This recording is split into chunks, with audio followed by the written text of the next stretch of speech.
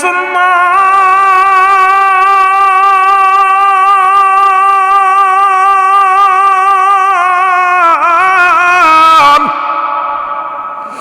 হুসাইন রাদিয়াল্লাহু তাআলা দেখতে বলে ভাই আসলে কে বিস্মান করাইল,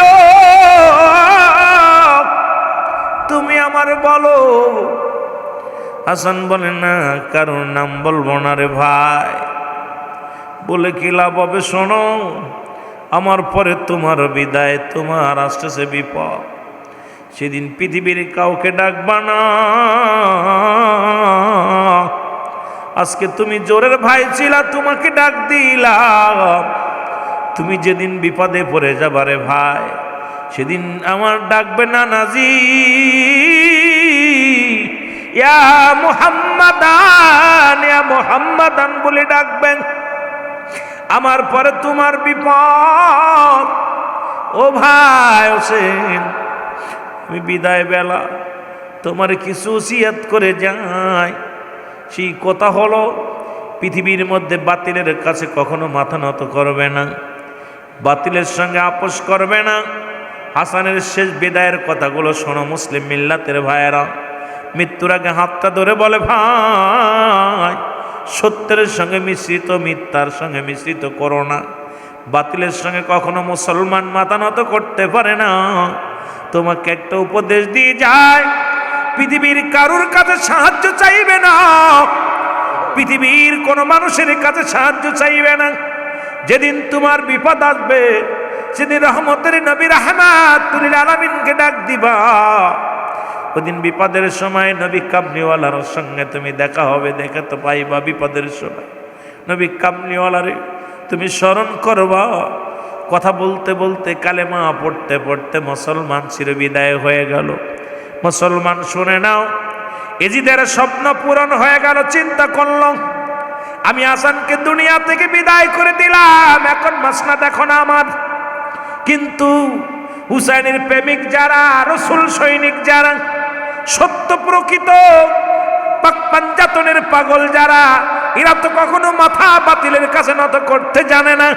জীবন দেয়া দিবে, তবু বাতিলের কাছে কখনো মাথা নত করবে না। হুসাইন রাদিয়াল্লাহু তাআলার কাছে ছুটে গেলেন সবাই। হুসাইন, তুমি ভেঙ্গে পড়ো না, শান্ত হও।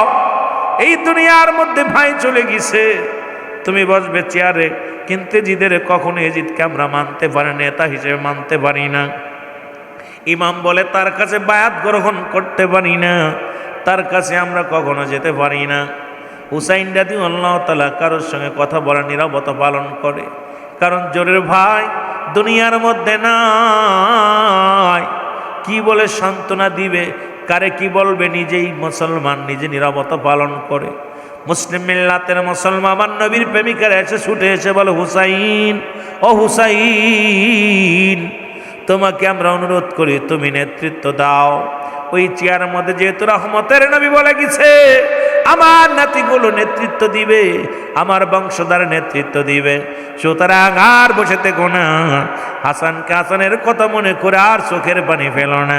ওই চেয়ারের মধ্যে বসে দয়াল নবী রাসূল পাক সাল্লাল্লাহু আলাইহি ওয়াসাল্লামের আদর্শ বুকে ধারণ করে মুসলিম মিল্লাতের তুমি দাওয়াত দাও, মুসলিম মিল্লাতের বায়াত গ্রহণ করাও। জোরে জোরে চিল্লায় বলা যাবে না মারহাবা। যখন ইমাম মুসলমান শুনে নাও, দলে দলে লোকজন যখন হুসাইনের অনুসরণ করা শুরু করল, এজিদের টনক এইবার আরো নড়ল। আর একটা মারলাম, এখন তার একটা পথের কাটা হয়ে গেল। কেমনে মারা যায়, কেমনে তাকে শেষ করা যায়? কিন্তু এইভাবে যদি আমরা এই মক্কা মদিনার জমিনে যদি শেষ করে দিই, মানুষ জেনে যাবে আমার ষড়যন্ত্র, আমার নেতৃত্ব মানবে না, আমাকে তারা কখনো মেনে নিবে না। একে যে কোনো কৌশলে একে দুনিয়া থেকে বিদায় করে দিতে হবে। একে বিদায়ের জন্যে উনি এমন একটা ফাঁদ পাতলেন, সেটা হলো মুসলমান শুনে নাও, শুনে নাও, এমন ফাঁদ পাতলেন। এইবার ইবনে জিয়াদকে খবর পাঠাইলেন, ইবনে জিয়াদ রে, কোথায় তুমি আসো, তুমি আসো, মুসলমান শুনে নাও, এই মুসলমান শুনে নাও, ইনু কিন্তু মুসলমান। আজকে মুসলমানদের মারার পিছনে মুসলমান জড়িত ছিল, কারণ আজকে মুসলমানদের শেষ করার পিছনে, মুসলমানকে নির্যাতিত করার জন্যে আমার আপনার মতো অনেক মুসলমান আছে, তারা মসজিদের মধ্যে ঝগড়াঝাটি করে, মসজিদের মেম্বারে বইয়াও হট্টগোল করে, কারণ এই মসজিদের মধ্যে পবিত্র আল্লাহর ঘরের মধ্যে বইয়াও ক্ষমতার জন্যে তারা জুতো নিক্ষেপ করে, কোরআন শরীফ ফিক্কে মারে। এইটা তাদের আসল চরিত্র। জোরে জোরে চিল্লায় বলেন ঠিক কিনা? জিহাদকে ডাক দিলেন, জিহাদেরকে জিহাদ জলদি করে হুসাইনকে ডেকে নাও, তাকে শেষ করে দিতে হবে। উনি একটা চিঠি লিখলেন, জিহাদ হুসাইনের কাছে চিঠি লিখলেন।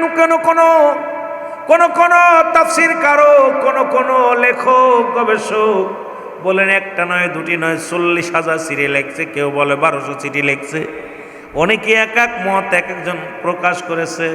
চিঠি লিখলেন মুসলমান, চিঠির মধ্যে লিখলেন, কোপ্পানগরের মুসলমানগুলো আপনার জন্য অপেক্ষা করে, আপনি আসেন। যখন এই প্রস্তাব দিলেন, প্রস্তাব পাইয়া এই চিঠিগুলো মুরব্বীদের সঙ্গে পরামর্শ করলেন হুসাইন, চিঠিটা দেখাইলেন। কিন্তু মুরব্বীরা আসলে, আমরা তো মুরব্বীদের শ্রদ্ধা করি না, মানিও না।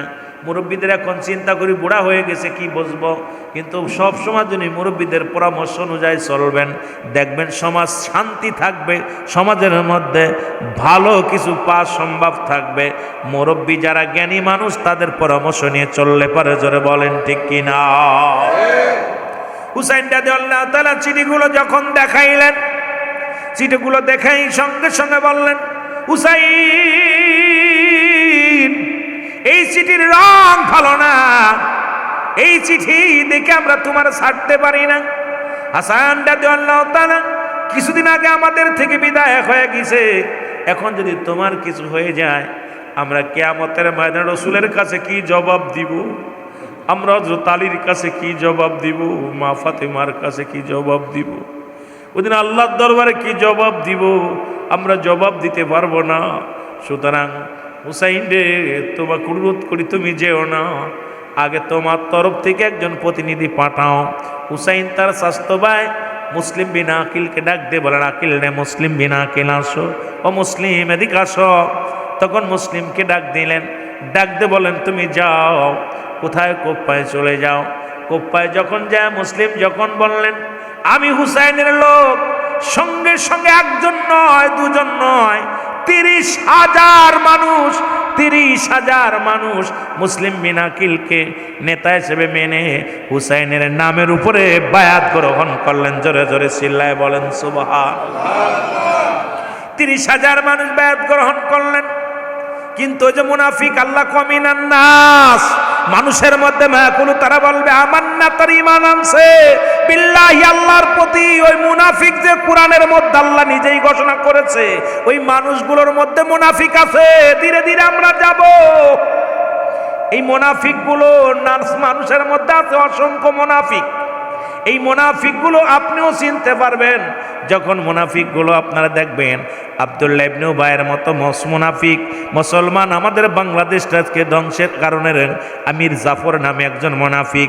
এইরকম অসংখ্য মুনাফিকের কারণে পৃথিবীর মধ্যে মুসলমানদের যত ক্ষয়ক্ষতি হয়েছে, কিয়ামতের ময়দানে কি জবাব দিবা তুমি? এক মুসলমান হয়ে আর এক মুসলমানের ক্ষতি করলা, কারণ কোরআনের অবমাননা করলা, হাদিসের অবমাননা করলা, আমার নবীরে কষ্ট দিলে, ইসলামকে কষ্ট দিলা, আল্লাহর দরবারে জবাব দিতে পারবা না। জোরে জোরে চিল্লায় বলো ঠিক কিনা? আমার ভাইরা, আমার বন্ধুরা, আমার মুসলিম বিন আকিল যখন এইবার এই দেখিয়া উনিও একটা চিঠি লিখলেন, হুসাইন আর দেরি করো না, আয় জলদি আসো, তোমার নামে শুনিয়া তোমার নামের উপরে 30,000 মানুষ বায়াত গ্রহণ করেছে, তোমার পক্ষে চলে আসছে, এখন আর দেরি করো না, জলদি করে চলে আসো। চিঠিখানা পাইয়া হুসাইন হাতের মধ্যে পায় অত্যন্ত আনন্দিত হলেন। চিন্তা করছে, আরে কুফা নগরে যাব ইসলামের দাওয়াত দেওয়ার জন্যে। একজন নয়, দুজন নয়, 72 জন, কোনো জায়গায় লেখছে মুসলমান 70 জন। এই লোকগুলো নিয়ে আবার কোনো জায়গায় লেখছে 80 জন। এই মানুষগুলো নিয়ে মুসলমান রওনা হয়ে গেলেন কোপ্পানগরের দিকে। জোরে জোরে চিল্লায়, আর একটু জোরে জোরে চিল্লায় বল আল্লাহু আকবার। এই দিকে দিকে হাসি, সব লোকে খুশি রে, হুসাইন চলেছে কারবালাতে, বলো হুসাইন। অনেক মুনাফিকরা বলতে পারে যে কারবালায় যাতে শহীদ হইতে আনন্দের কিসে ভাই, হুসাইন তখনও জানে না যে আমি শহীদ হয়ে যাব, আমাকে হত্যা করবে। হুসাইন তখনও জানে আমি নানা দানের সত্য ইসলাম কালেমার দাওয়াত দেওয়ার জন্য যাইতেছি, অসংখ্য মানুষের অমুসলিমদেরকে কালেমার মালা পরাইব, ইসলামের পথে ধাবিত হবে, এই জন্য সে উচ্চ মাতা শির উঁচু করে রওনা দিছে। জোরে বলেন না মারহাবা। এই দিকে দিকে হাসি সব লোকে খুশি রে হুসাইন, আরো জোরে বলেন হুসাইন চলেছে। 72 জন কাফেলায় শিশু আজগার সঙ্গে যায়, 72 জন কাফেলায় শিশু আজগার সঙ্গে যায়, দিতে কালেমার দাওয়াত যে হুসাইন চলেছে কারবালাতে। বলো হুসাইন কোথায় আমার নানাজি, ছুটে চলছি আজ আমি, কোথায় আমার নানাজি, ছুটে চলছি আজ আমি, দিব কালেমার দাওয়াত কুফাতে। হায় হায় দিব কালেমার দাওয়াত কুফাতে। হুসাইন চলেছে কারবালাতে। বলো হুসাইন এই দিকে দিকে হাসি সব লোকে খুশি রে হুসাইন চল। আরো জোরে বলেন হুসাইন চল। নানান উম্মত নর নারী শোনয় কুফাবাসী, নানার উম্মত নর নারী শোনয় কুফাবাসী, আসিতেছি আমি তোমাদের মাঝে। হায় হায় আসিতেছি আজি তোমাদের মাঝে। হুসাইন চলেছে কারবালাতে। বলো হুসাইন এই দিকে দিকে হাসি সব লোকে খুশি রে হুসাইন। আরো জোরে বলেন হুসাইন চল। কালেমার পতাকা উড়িবে আকাশে, কালেমার পতাকা উড়িবে আকাশে, খুশি হবে মোর নানাজি যে। হায় হায় খুশি হবে মোর নানাজি যে হুসাইন চলেছে। আরো জোরে বলেন হুসাইন চলেছে কারবালাতে। বলেন দিকে দিকে হাসি সব লোকে খুশি রে হুসাইন কারবালাতে। বলো হুসাইন নারী পুরুষ সকলে বিবাচ্চাও নিয়ে, নারী পুরুষ সকলে বিবি বাচ্চাদের নিয়ে ছুটেছে মনেরই আনন্দে। হায় হায় চলেছে মনেরই আনন্দে। হুসাইন চলেছে কারবালাতে। বলো হুসাইন এ দুনিয়ার মুসলমান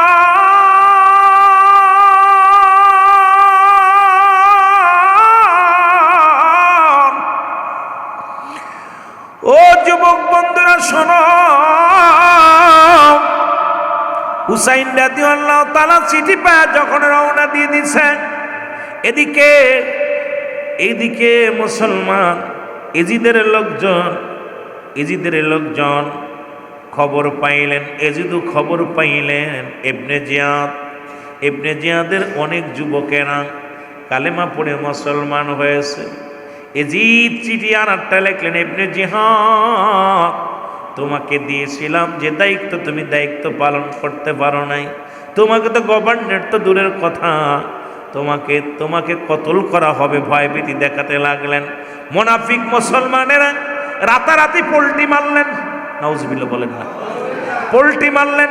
হুসাইনের পক্ষ ছাড়িয়া আবার এজিদের পক্ষে চলে আসলেন। এদের পক্ষে আসিয়া মুসলিম বিন আকিলকে চির বিদায় করে দিলেন, হত্যা করলেন। অনেক কাহিনী শুনছেন, তার দুটি ছেলে মোহাম্মদ ইব্রাহিম, তাকেও হত্যা করা হলো। এবার মুসলমান ইতিহাস টানতে গেলে সময় লাগবে, আগে বলেছি সব বলতে গেলে রাত বেজে যাবে অনেক, এত কথা বলা সম্ভব নয়। আল্লাহ বাঁচায় রাখলে মূল আলোচনাগুলো আমরা শুনতে চাই। মুসলমান শুনে নাও, এবার যখন দুনিয়ার মধ্য থেকে আমার বাবার আমার চির বিদায় হয়ে গেলেন, মুসলিমিন আকিল যখন বিদায় হয়ে গেলেন, মারা গেলেন, এই এবার হুসাইন রাদিয়াল্লাহু তাআলা তো মনের আনন্দে যখন কুফা নগরে চলে গেলেন, কারবালা প্রান্তরে পৌঁছে গেলেন। পৌঁছা পর যখন কারবালা যাপন উনি সব কিছু অনুভব করতে পারলেন, তখন লোকজনের জিগাইলেন এটা কোন জায়গা, বলে এটা শানে কারবালা, এটা সেই কারবালা। সঙ্গে সঙ্গে সাথী সঙ্গীদের বললেন তোমরা দেরি করো না, তোমরা তাবু গাড়ো, তাবু গাড়ি এখানে থাকো। এই মহরমের 7 তারিখে তাবু গাড়লেন, 7 গেল, 8 গেল, 9 তারিখ চলে আসলো। বাবারা আমার গভীর মনোযোগ, এই 9 তারিখ যখন আসলেন, ও যুবক, হুসাইন রাদিয়াল্লাহু তাআলা সব চারিদিকে ষড়যন্ত্র শুরু, সব কিছু শুনতে পারলেন, দেখতে পারলেন। পানি বন্ধ কোথায়? ফোরাত নদীর পানি বন্ধ করে দিলেন। তাদের চিন্তা ছিল, ও যুবক বন্ধুরা আমার, এই হুসাইনের সামনে আমরা 2-1 হাজার সৈন্য যে টিকতে পারবো না, 2-1 লক্ষ সৈন্য যে টিকতে পারবো না। কারণ হুসাইন হলো বীরের জাতি, মুসলমান মাথা নত করে নাই, আর তার তরবারির সামনে দাঁড়াইতে পারবো না। একে কি কৌশলে তাকে শেষ করা যায়, এই ষড়যন্ত্র করতে করতে তাদের মাথায় একটা বুদ্ধি আসলো, পানি বন্ধ করে দিলেন। ফোরাত নদীর কিনারায় সমস্ত সৈন্য প্রায় 30,000 বা 40,000 সৈন্য লাগায় দিলেন, পাহারাদার লাগায় দিলেন। তোমরা 1 ফোঁটা পানি যেন মুসলমান না পায়, তাদেরকে পিপাসায় কাতর করে দুনিয়া থেকে বিদায় করে দেওয়া হবে। এই ঘটনা যখন শুনতে পারলেন মুসলমান, আমার বাবারা আমার, হুসাইন রাদিয়াল্লাহু তাআলাকে গৃহবন্দী করা হয়েছে, চারিদিকে পাহারা লাগিয়েছে, হুসাইনের সৈন্যরা বাইর হতে পারে না, হুসাইনও বাইর হতে পারে না। এই সংবাদ চারিদিকে বাইর হয়ে গেল, হুসাইন এই বিশাল আটটা পড়েছে। এই খবর যখন শুনতে পাইলেন, আমার বাবারা আমার গভীর মনোযোগ, বড় ইতিহাস, সবচেয়ে বড় করুণ ইতিহাস। মোহসেন আব্দুল ওহাব নামে একজন ব্যক্তি ছিলেন, মাত্র 17 দিন বিয়ে করলেন। 17 দিন বিয়ের বয়স। আব্দুল ওহাবের মা ওহাবকে বাসা ডাক দিলেন, আব্দুল ওহাব তুমি কি ঘরের মধ্যে আসো? ওহাব বলে, জি মা, আমি ঘরের মধ্যে আসি। কয় বাবারে, এই তো অপূর্ব সময়, জান্নাতে যাওয়ার একটা সময়। বলে, মা গো তুমি কি বলতে চাও? কয় বাবারে, তুমি কি শোনো না, হাসানকে শহীদ করেছে বিষ পান করাইয়া, হুসাইনকে কারবালা প্রান্তরে বন্দী করা হয়েছে, পিপাসার পানি তাদের দেয়া হচ্ছে না, পুরো নদীর পানি বন্ধ করে দিয়েছে রে বাবা। এ বাবা শোনো,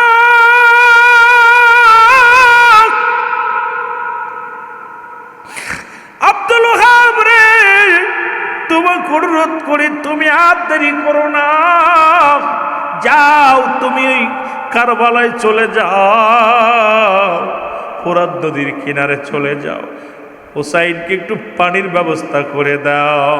যদি শাহাদতের পেয়ালা পান করো, জীবন দিয়ে দিবা, আমি কিয়ামতের ময়দানে বলবো, আল্লাহ আমি একজন শহীদের মা ছিলাম, হুসাইনকে সাহায্যের জন্যে, পানি দেওয়ার জন্যে আমি আমার কলিজার টুকরাকে কোরবানি করে দিছি। এরে মুসলমান শুনে নাও,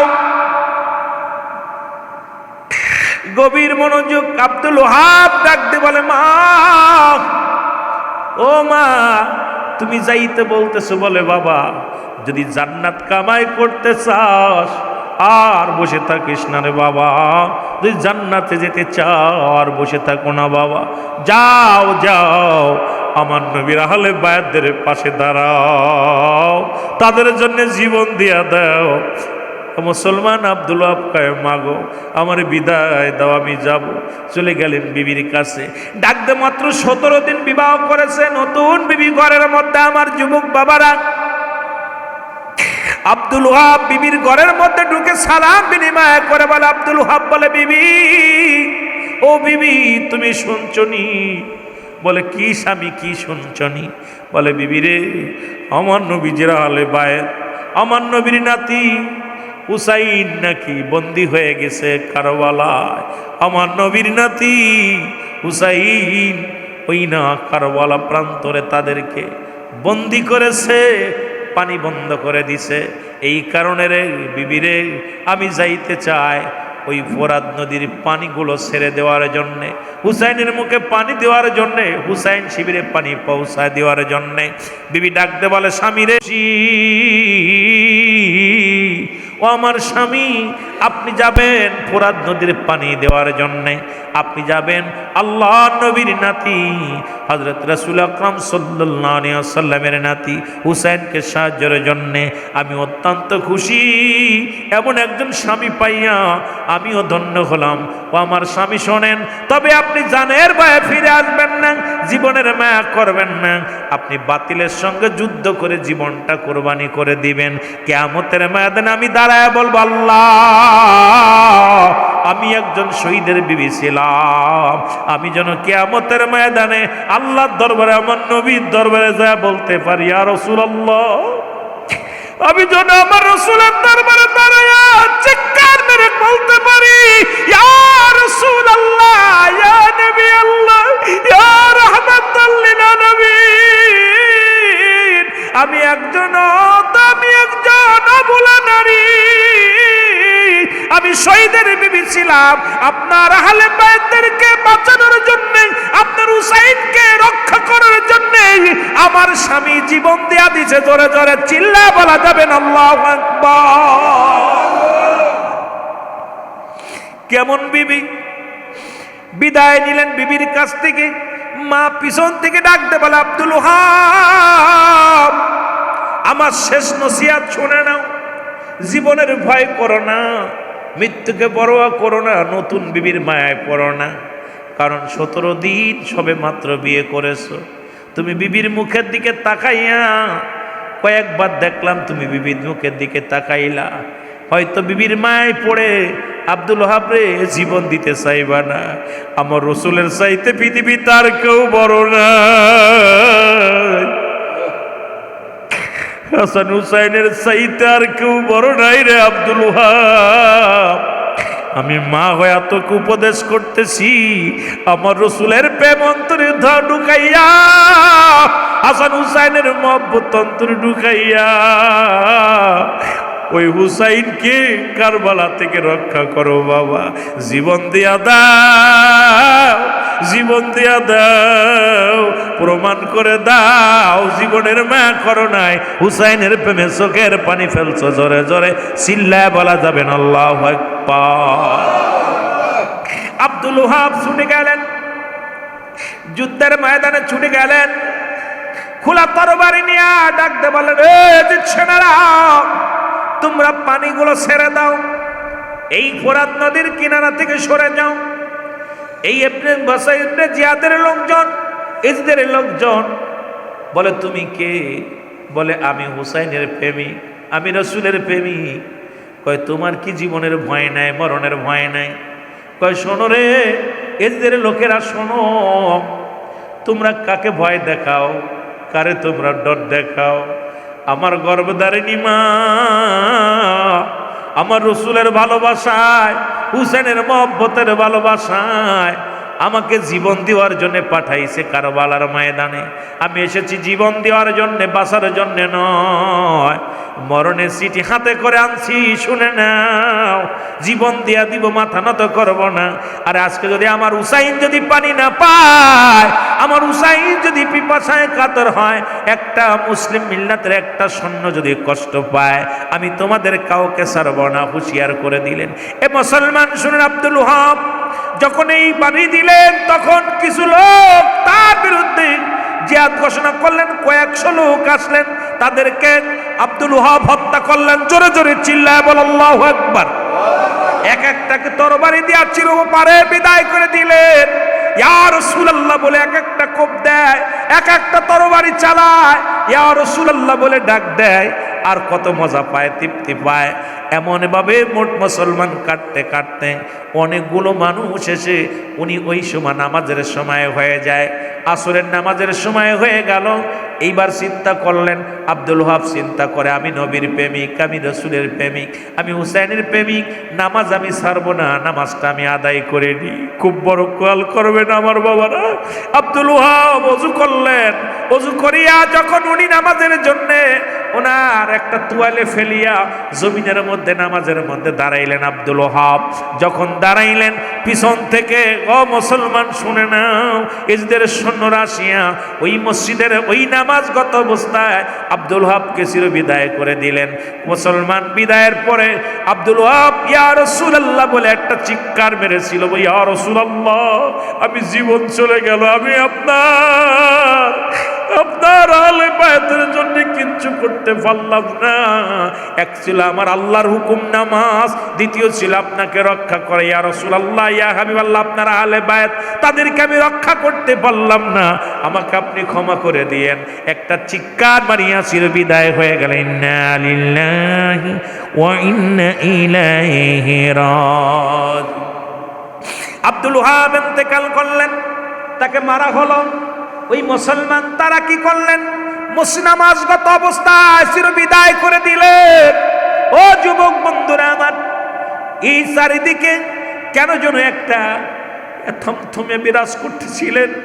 সবার মুখে একই দুনিয়ারে, এই মানুষটা তো কোনো অপরাধ করে নাই, এই মানুষটার মুখে ছিল, তোমরা ফোরাত নদীর ফেলে দাও, কিনারা থেকে সরে যাও, হুসাইনকে তোমাদের তো মারতে আসে নাই, হুসাইন তোমাকে কাটতে আসে নাই, হুসাইন তোমাদের জমি জমা দখল করতে আসে নাই, হুসাইন আসছে একটা দাওয়াত নিয়ে, লা ইলাহা ইল্লাল্লাহু মুহাম্মাদুর রাসূলুল্লাহ। জোরে জোরে চিল্লা বলা যাবে না আল্লাহু আকবার।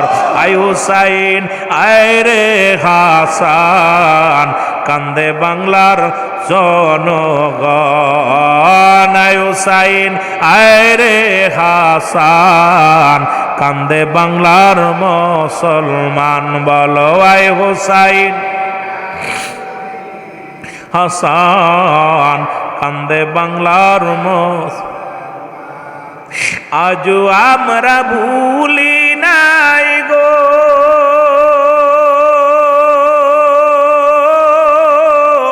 স্মরণ করি আজও আমরা তো, আজও আমরা ভুলি নাই গো, স্মরণ করি আজ তোমায় গো।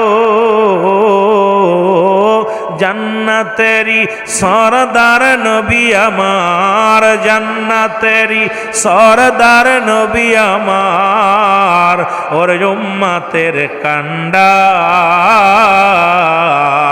আয়ে হোসাইন, আয় রে হাসান, কান্দে বাংলার মুসলমান। আয় হোসাইন, আয় রে হাসান, কান্দে বিশ্বের মুসলমান। আল্লাহুম্মা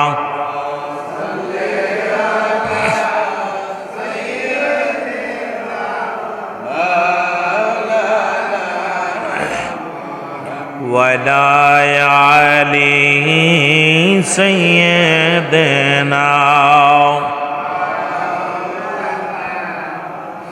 এ ভাইরা আমার, বন্ধুরা আমার, হুসাইন ডাক দিয়ে বললেন, বন্ধুরা রে, তোমরা শোনো, আমাকে দেখলে তোমরা কেউ যাবে না, কারণ আমাকে ওরা বাঁচা রাখবে না, আমাকে চির বিদায় করে দিবে। তোমাদেরকে একটা অনুরোধ করি, আমি চোখ দূরে বন্ধ করে রাখলাম, বাতি অফ করে দিলাম তাঁবুর মধ্যে, তোমরা আমাকে না দেখে আমিও তোমাদের দেখবো না, তোমরা আমাকে দেখবা না। এই সময়ের মধ্যে তোমরা আমাকে ছেড়ে তোমরা যার যার মতো চলে যাও। হুসাইন চোখ দূরে বন্ধ করলেন। 2 ঘন্টা পরে হযরত হুসাইন রাদিয়াল্লাহু তাআলা চোখটা খুললেন, খুলে দেখে ডানে বামে যারা ছিল একটাও যায় নাই, একটা সৈন্যও যায় নাই। হুসাইন ডাক দিয়ে বলে, সঙ্গীরা রে, তোমরা কেন গেলে না? তোমরা আমাকে ছেড়ে কেন গেলে না? ডাক দিয়ে বলে, হুসাইন, তোমাকে ছেড়ে যদি যায়, ইয়াউমাল কিয়ামতের ময়দানে নবীজি আমাদের চিনব না। হুসাইন আমরা জীবন দিয়ে দিব, তবু আপনারা আমরা ছাড়বো না, আপনাকে আমরা একা রেখে যেতে পারবো না। এ যুবক, গভীর মনোযোগ। হুসাইন রাদিয়াল্লাহু তাআলা কেউ ছাড়লেন না, কেউ গেলেন না, সবাই থেকে গেলেন। ওদিন হুসাইন রাদিয়াল্লাহু তাআলা বন্ধুদেরকে নিয়ে যখন অনেকে বলেন পানি আনার জন্যে, ওর কলিজার টুকরা আসগার আলী তীরের আঘাত খেয়েছে, মুসলমান না। আমার বাবারা আমার, সবাই যখন এইরকম আলোচনা করতেছিল, হঠাৎ করে এজিদ সেনের একটা তীর আসিয়া আলী আসগারের বুকের মধ্যে লেগে যায়। আলী আসগার সঙ্গে সঙ্গে লুটে পড়ে। আলী আসগারকে লুটা অবস্থায় এবার সবাই বন্ধুদেরকে ডাক দিয়ে বলেন, বন্ধুরা রে, দেখছো একে একে সবাই বিদায় নিয়ে যায়, তোমরা চলে যাও, প্রাণ নিয়ে চলে যাও। বন্ধুরা কেউ যায় না, সাথীরা কেউ যায় না। হুসাইন রাদিয়াল্লাহু তাআলা বড় ছেলে আলী আকবর, উনি বললেন, আব্বা জান, আমার ভাইয়ের জিহ্বাটা বাইর হয়ে গেছে, আমার ভাইয়ের কলেজারা বাইর হয়ে গেছে। হযরত হুসাইন রাদিয়াল্লাহু তাআলা, আলী আকবর রে, আয় আয় আমার বুকের মধ্যে আয়, দেখ না তোর ছোট ভাইয়ের কলেজাটা বাইর হয়ে গেছে। কলেজার মধ্যে নিয়ে, বুকের মধ্যে নিয়ে আলী আকবর আলী আসগরকে বুকের মধ্যে নিলেন, নিয়ে একটু সুমা লাগাইলেন, সুমা দিয়ে বারবার ভাই ভাই বলে ডাক দিলেন, কিন্তু ডাকে উত্তর নিলেন না। ভিতর থেকে মুসলমান সারা বানো ডাকতে বলে, আলী আকবর রে, কাকে ডাকছো রে, কাকে ডাকছো? আর কোনোদিন তোমারে ভাই বলে ডাকবে না, আর কোনোদিন আমাকে আম্মু বলে ডাকবে না, আর কোনোদিন তোমার বাবাকে বাবা বলে ডাকবে না। আলী আকবর রে, আয় আয়। জোরের ভাই বিদায় হয়ে গেল। আলী আকবর ডাকতে বলে, ভাই ডাকতে বলে, মা আমি রওনা দিলাম, যাব ওই বাতিলদের সঙ্গে যুদ্ধ করব। আলী আকবর রওনা হয়ে গেলেন তরবারি নিয়ে। ও মুসলমান, অনেকগুলো সৈন্যকে কতল করলেন, এরপরে ছুটে ঘরে আসলেন, এসে ডাকতে বলে, মা মা গো, একটু পানি দাও, একটু পানি দাও। বললেন, বাবা রে, তাঁবুর মধ্যে কোনো পানি নাই, ওই নে ফোরাত নদীর সমস্ত জায়গা ঘিরে রাখছে, এ দিচ্ছে না, বাবা পানিও তাঁবুর মধ্যে নেই, তাঁবুর মধ্যে একটু পানিও নাই। আর পানির পিপাসায় তোমার ভাই আসগারু কেঁদেছিল, তাকেও আমি পানি খাওয়াইতে পারি না। সুতরাং তোমার ভাই বিদায় হয়ে গেছে, তোমাকে আমি পানি কই থেকে দিব? মায়ের পায়ের মধ্যে শপথ করে সালাম দিয়ে বিদায় হয়ে যায়। আর বলে, চির বিদায় দাও হে ও মা জননী, যাব আমি যুদ্ধের ময়দান, যাব আমি যুদ্ধের ময়দান, চির বিদায় দাও হে ও মা গো, যাব আমি যুদ্ধের ময়দান। ও মা গো,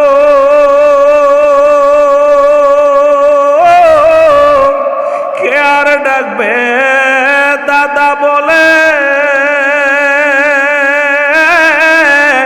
কাকে নিব কোলে আর আদর করে?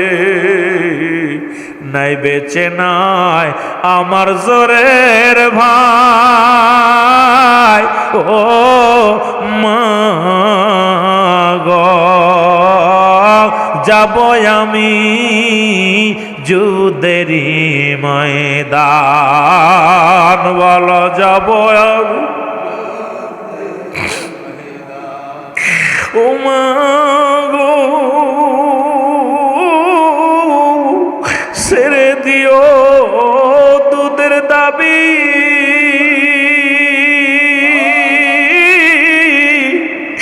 দেখা হবে হাসরের ময়দান। ও মা গো,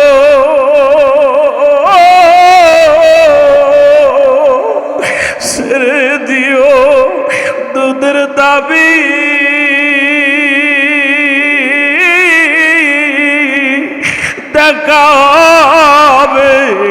হাসরের ময়দান আমার নবী জন সেদিন দিদার দেয় ও মাগো যাব আমি যুদ্ধের ময়দান যাব আমি মাগো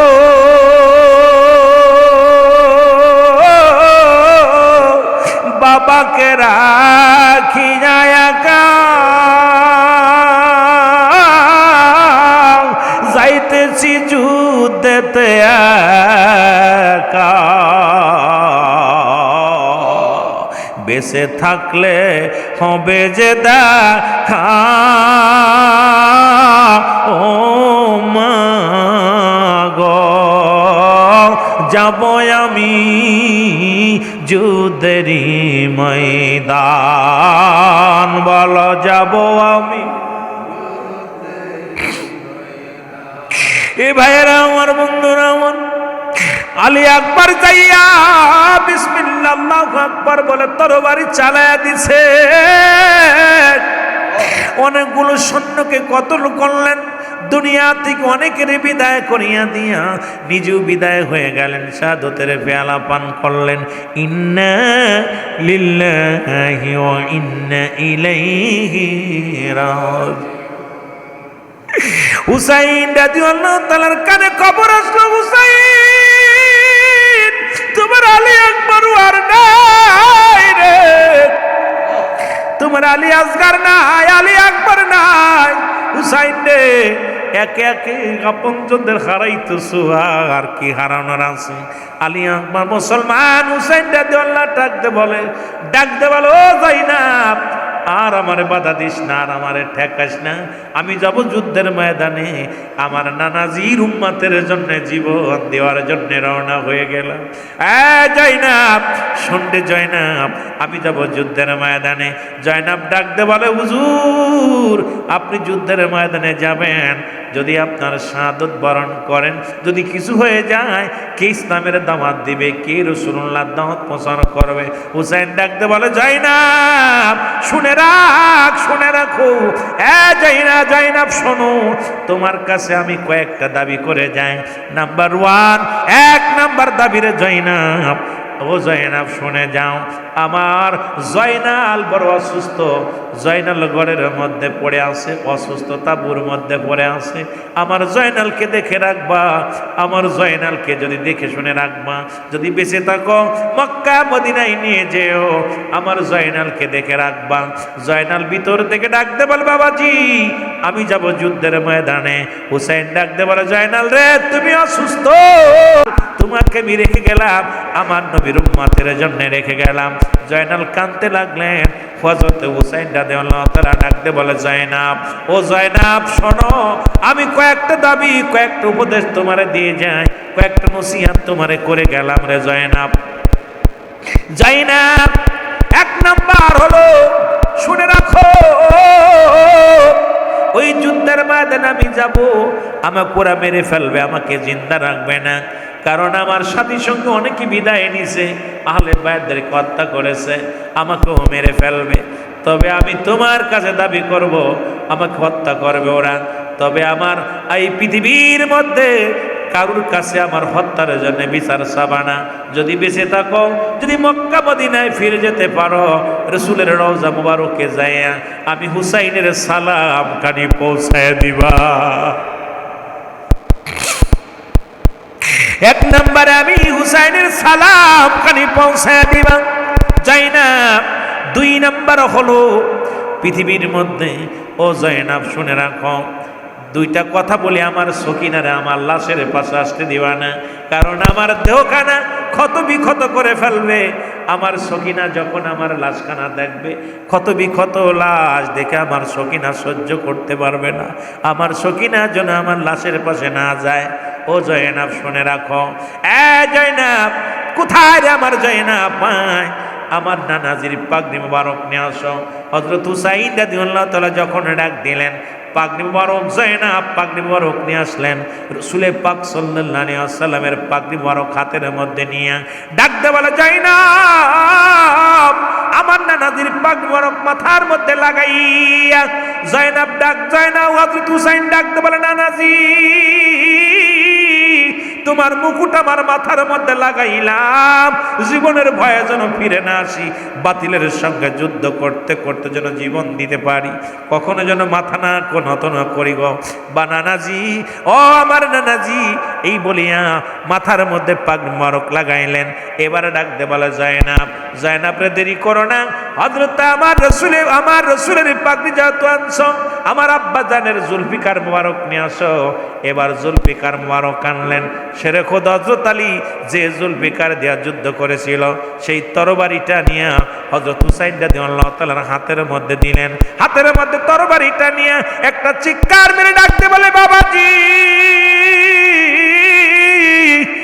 এক হাতে তরবারি, এই মাথার মধ্যে রাসূলুল্লাহর পাগড়ি মুবারক নিয়ে চললাম, যেন যুদ্ধের ময়দানে আমি মাথা নত না করি, বাতিলের সঙ্গে আমি জীবন দিয়া দিব, তবু যেন মাথা নত না করি রে মুসলমান, শুনে নাও। ডাকতে বলে, জায়নাব, ও জায়নাব আমির হামজার বল্লভটা নিয়ে আসো। আমির হামজার বল্লভ টানা হলো। বাম হাতের মধ্যে বল্লভ খানা নিলেন, ডান হাতে জুলফিকার খানা হাতের মধ্যে, মাথার মধ্যে রাসূলুল্লাহর পাগড়ি খানা লাগাইলেন। লাগাইয়া রাসূলুল্লাহ বলে একটা চিৎকার মেরে ডাকতে বলে, জায়নাব রে বিদায় দাও, বিদায় দাও, আর দেরি করো না রে জায়নাব, ও জায়নাব আর দেরি করো না। যদি বেঁচে থাকো তাহলে মদিনায় যায় আমার নানাজির রওজায় যে সালাম দিবা, আর আখেরাতে দেখা হবে, পরপারে দেখা হবে রে জায়নাব রে। এই বলে হুসাইন রাদিয়াল্লাহু 2 রাকাত নামাজ আদায় করলেন। তাবুর মধ্যে 2 রাকাত নামাজ আদায় করিয়া তরবারিটা হাতের মধ্যে নিয়ে, আমির হামজার বল্লভখানা হাতের মধ্যে নিয়ে, রাসূলুল্লাহর পাগড়ি মুবারক নিয়ে চোখের পানি ছেড়ে ছেড়ে ডাক দিয়ে কাঁদতে কাঁদতে রওনা হয়ে গেলেন যুদ্ধের ময়দানে। চিরবিদায় দাও হে ও জায়নাব রে, ডাকিতেছে নানাজি আমার, বলো ডাকিতেছে নানাজি আমার, বলো ডাকিতেছে ও জায়নাব রে, নাই যে কেহ জরারি ভাই, কার কাছে কই মনের ব্যথা রে। যুদ্ধেরই যায় যুদ্ধেরই ময়দান, ও জায়নাব রে ডাকিতেছে নানাজি আমার, বলো ডাকিতেছে। আদর করে মোর নানাজি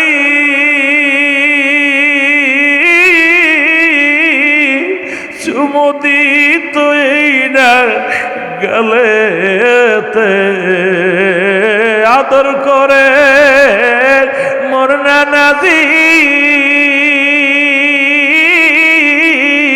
চুমু দিত এই না গায়ে রে। এ গাড়া কাটবে এ জিদ শয়তান, ও জায়নাব রে ডাকিতেছে নানাজি আমার, বলো ডাকিতে। একটু মহব্বতে বলেন, চিরবিদায় দাও হে ও জায়নাব রে, ডাকিতেছে নানাজি আমার, বলো ডাকিতেছে। থাকতো যদি ধরায় নানা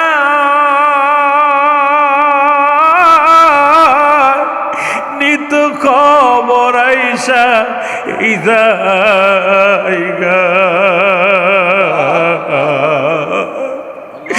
থাকতো যদি দাঁড়ায় না না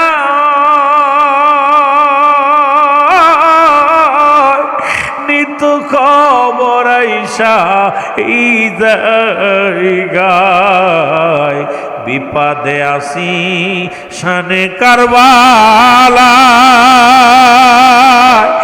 ও জয়নাব রে ডাকিতেছে আমারি নানায় বলো ডাকিতেছে নাই যে ধরায় মা জননী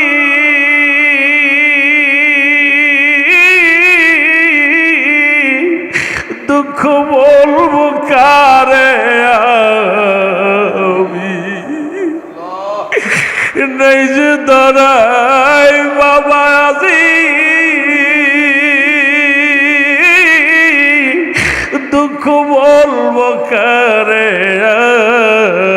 আমি বিপদে কাঁদে নানু আপনারই নাতি ইরান ও জয়নাব রে ডাকিতেছে নানাজি আমার বলো ডাক আসিতেছি অনানাজি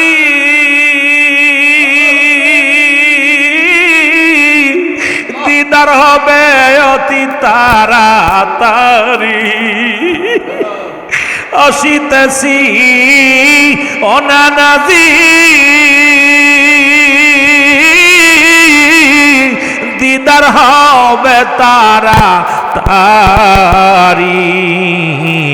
কান্দে হুসাইন কারবালার ময়দান ও জয়নাব রে ডাকিতেছে নানাজি আমার বলো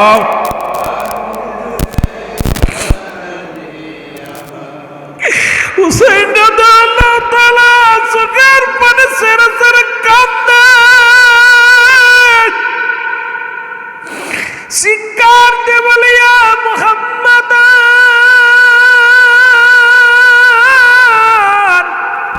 ইয়া মুহাম্মদ নানাজি নানাজি বলে চিৎকার মারে জয়নাব রে বিদায় দে আর দেরি করিস না রে জয়নাব বিদায় নিয়ে হযরত হুসাইন রাদিয়াল্লাহু তাআলা কারবালার প্রান্তরে চলে গেলেন অনেকগুলো সৈন্যর সঙ্গে 3000 সৈন্য পাঠাইলেন ইজিদ সেনারা প্রথম পাঠাইলেন 300 সৈন্য কেউ সামনে আসে না চিন্তা করে আরে হুসাইনকে মারা সম্ভব হবে না কারণ হুসাইনের সামনে দাঁড়াইবে এই কুফা নগরে কেউ নাই 300 সৈন্য অতি উৎসাহিত হয়ে আসলেন হুসাইনকে হত্যা করবে অর্থ লুটে নিবেন ধন সম্পদের মালিক হবে আগেই বললাম হায়ের অর্থ নাতের মূল আজ অর্থের কারণে স্বামী স্ত্রীর প্রেম নাই ভাইয়ে ভাইয়ে মিল নাই বন্ধুর সঙ্গে বন্ধুর মিল নাই ও মুসলমান বাবার সাথে সন্তানের সম্পর্ক ভালো নাই হুসাইন রাদিয়াল্লাহু তাআলা 300 এজিদ সৈন্যকে কতল করলেন একজন নয় দুজন নয়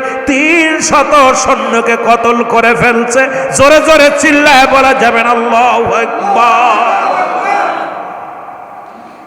300 মুনাফিক মুসলমান অতি উৎসাহিত হইয়া হুসাইনকে মারার জন্য খুব ছুটে চলে আসে হুসাইন 300কে কতল করছে 300 যখন কতল করে ফেলেছে এজিদ সেনারা চিন্তা করে আহার এত শক্তি একা 300 মানুষকে কাটছে 300 মানুষকে কাটছে হুসাইন ওনার সামনে যাওয়া যাবে না ওদের একটা ষড়যন্ত্র হুসাইন যেহেতু নবীর সৈনিক নবীর নাতি নামাজ ছাড়বে না চিন্তা করছেন এজিদ বাহিনী চিন্তা করছে নামাজের সময় না হওয়া পর্যন্ত হুসাইনকে মারা যাবে না ওনরা অপেক্ষায় থাকলেন আসরের নামাজের সময় হয়ে গেল হুসাইন রাদিয়াল্লাহু তাআলা চিন্তা করলেন 300 সৈন্য মারা পর আর ওরা সবাই চার দূরে দূরে দাঁড়ায় আছে সব দূরে দূরে দাঁড়িয়ে আছে হুসাইনের পাশে আসে না হুসাইন রাদিয়াল্লাহু তাআলা চিন্তা করলেন হারে আজান পড়ে গেল নামাজ পড়তে হবে তো নিজেই আজান দিলেন হুসাইন রাদিয়াল্লাহু নিজে আজান দিলেন, আজান দিয়ে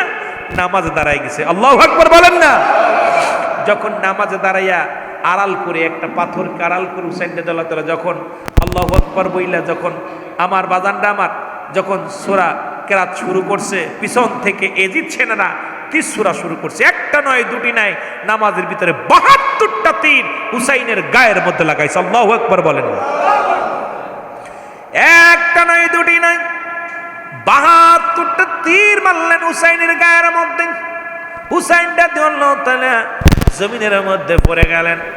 ২১টা তরবারির আঘাত, ও মুসলমান, ২৬টা বল্লভের আঘাত, একটা নয় দুটি নয়, এই বল্লভের আঘাত, তীরের আঘাত, তরবারির আঘাত হুসাইনের গায়ের মধ্যে লাগায় দিলেন। হুসাইন রাদিয়াল্লাহু তাআলা আর উঠার মতো শক্তি পেলেন না। হুসাইন রাদিয়াল্লাহু তাআলা জমিনের মধ্যে বয়া শুয়ে পড়লেন। যেমন সময় নিষ্ঠুর শেমর, উনি ছিলেন মসজিদের ভিতরে, উনি দৌড়ে এসে হুসাইন রাদিয়াল্লাহু তাআলার বুকের মধ্যে পড়ে গেলেন। পড়ে তখন কতল করার জন্যে ছুরি চালাইতে লাগলেন। হুসাইন ডাকতে বলে, শেমর রে, তুমি আমাকে কেন মারতে চাও? কেন মারো? তুমি আমারে কেন মারবে? আমাকে মারলে আমার নানা কষ্ট পাবে। একটু জিকির করেন, লা ইলাহা।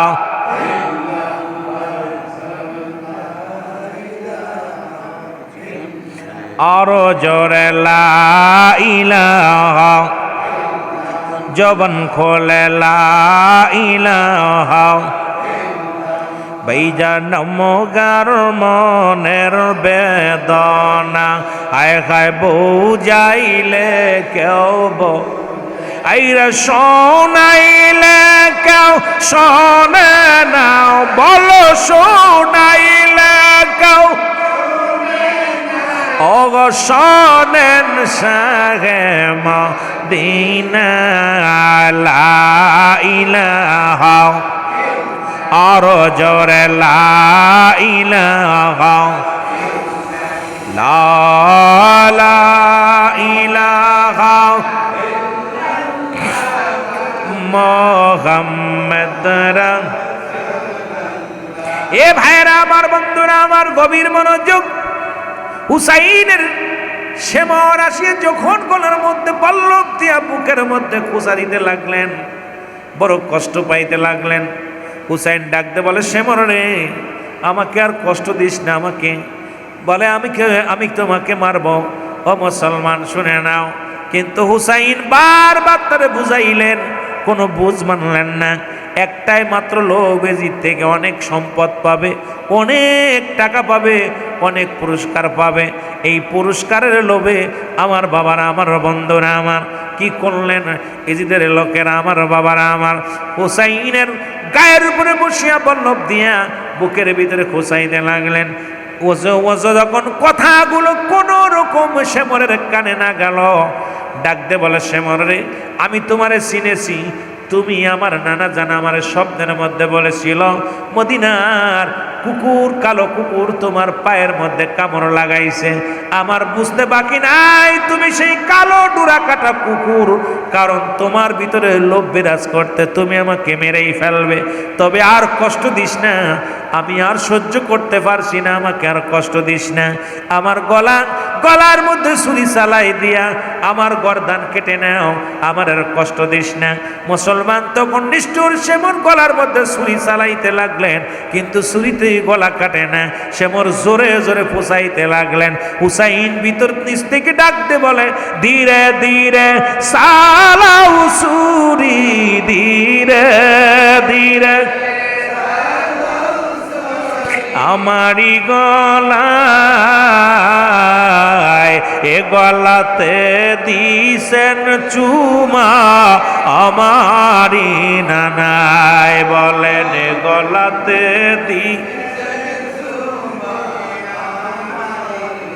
অনুনাই বিনাই করি নিষ্ঠুর তোমারে, মারিস না রে নিষ্ঠুর তুই যে আমারে। আরে মোর নানা জান কষ্ট পাবে, মোর নানা জান কষ্ট পাবে মারিলে আমারে, আমার নানা কষ্ট পাবে, আরে আমার নানা দুঃখ পাবে মারিলে আমারে, ধীরে ধীরে চালাও ছুরি, ধীরে ধীরে আমারি গলায়, এ গলাতে দিছেন চুমা আমারি নানায়, বলো এ গলাতে দিছেন চুমা, নিষ্ঠুর তোমায় বিনয় করি শোনো কথা মোর, আমাকে না মারলে পারে শান্তি পাইবি পরপারে, মোর নানা জান তরাইবে, মোর নানা জান তরাইবে, ভালোবাসরে আমায়, এ গলাতে দিছেন গো চুমা আমারি নানায়, বলো এ গলাতে দিছেন গো চুমা আমারি নানায়, ধীরে ধীরে চালাও ছুরি, ধীরে ধীরে আমারি গলায়, জয়নাল আবেদিনের কান্না আমায় শুনতে দাও। এ আমার ভাইরা, আপনারা আলোচনার মধ্যে গেলে একটা হলো আমরা অনেকেই বিষাদ সিন্দুর পড়েছি, অনেকেই মীর মোশাররফের হায়ের অর্থ, কিন্তু আসলে শানে কারবালা, যেটা ভারতের মুফতি সিদ্দিকুর রহমান সাহেব লেখলেন, আর একটা লিখলেন মুফতি আমজাদ আলী সাহেব, উনি একটা বই লিখলেন এই শানে কারবালা নিয়ে। কারবালার মূল ইতিহাসটা আমাদের জানার দরকার। এই কারবালার মাস যখন আসে, আশেকদের অন্তরের ভিতরে কান্না রোল পড়ে যায়, আশেকদের খানা থাকে না, ঘুম থাকে না, হান্নিদ্রা থাকে না, হুসাইনি সৈনিক যারা এদের চোখে পানি আসে। আর তিনটা ভাষা বেশিরভাগ দেখবেন, একটা হলো বেদাত, নাজায়েজ, হারাম। এই তিনটা ভাষা এই মানব সৃষ্টির আগে একটা জাতি ছিল যারা এই পৃথিবীতে দাঙ্গামা করেছে, হাঙ্গামা করেছে, মারামারি করেছে। আপনারা সেই জাতির নাম জানেন? নাম জানেন? জিন জাতি। কোন জাতি? কথা বলেন না, আমি কথা না বললে কথা বলতে পারবো না বাজান। আমরা একেতে মানুষ কম, তারপরে আপনারা কথা না বলে তো বুঝবো না। মানব জাতির আগে একটা জাতি ছিল না দেশে, পৃথিবীতে, সে জাতির নাম কি? জিন জাতি। যখন আদম আলাইহিস সালামকে আল্লাহ তৈরি করবেন, যখন আদমকে বানাবে, আল্লাহ রাব্বুল আলামিন ডাক দিয়ে বলতেছে জিন জাতিরকে, আমি আদম জাতি বানাইতে চাই আমার বন্দেগীর জন্য, ইবাদতের জন্য।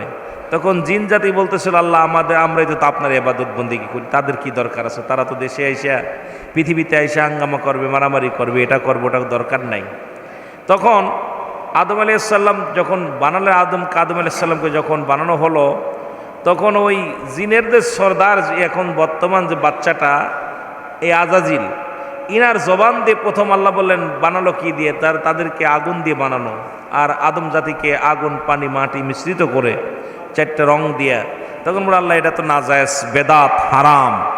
এই যে ভাষা, এই জাতির মধ্যে লকাব দেবে, দেখবেন তাদের লকাবি হলো, লকাবি দেখবেন এই শরিয়াতের মৌলবি কিছু আছে, শানে কারবালার মাহফিল করলেই বলে নাজায়েজ, সোহাদায়ে কারবালার স্মরণে একটু দোয়া করলে বলবে নাজায়েজ, হারাম, বেদাত।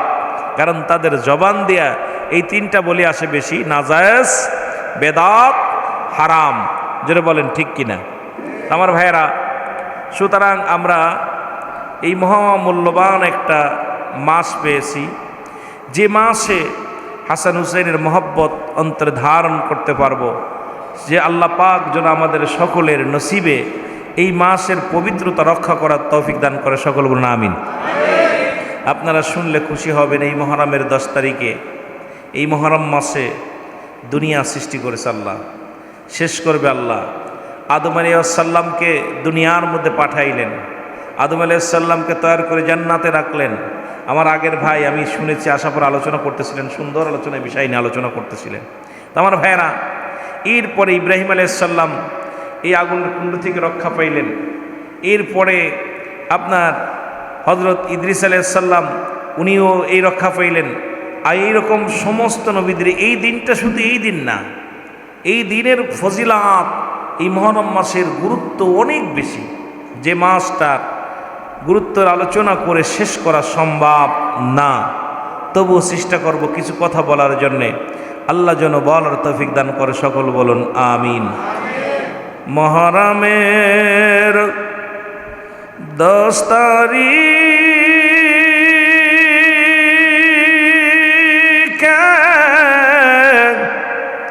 কি ঘটিল রব্বানা,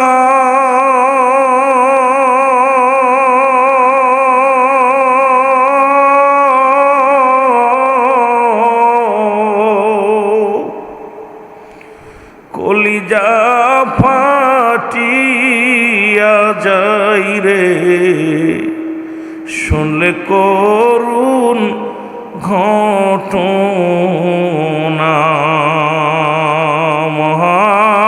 মুহররমের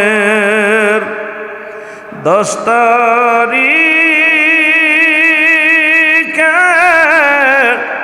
কি ঘটিল রব্বানা,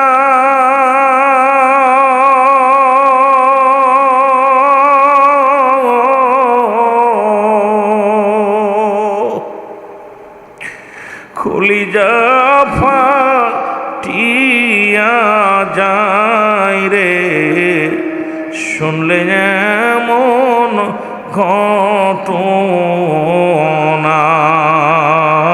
আল্লাহুম্মা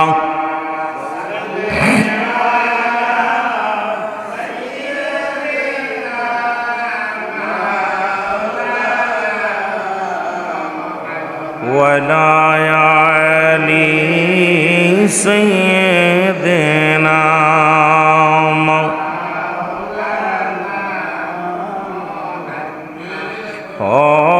হয়নি হবে না গো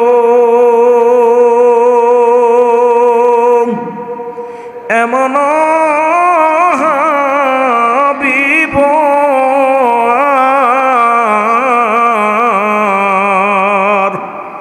দিবানিশি কামতেন নবী আমার, উম্মাত আল্লাহ গুনাহগার।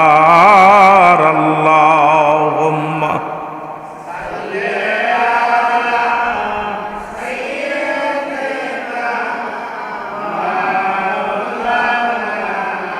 ওয়ালা আলি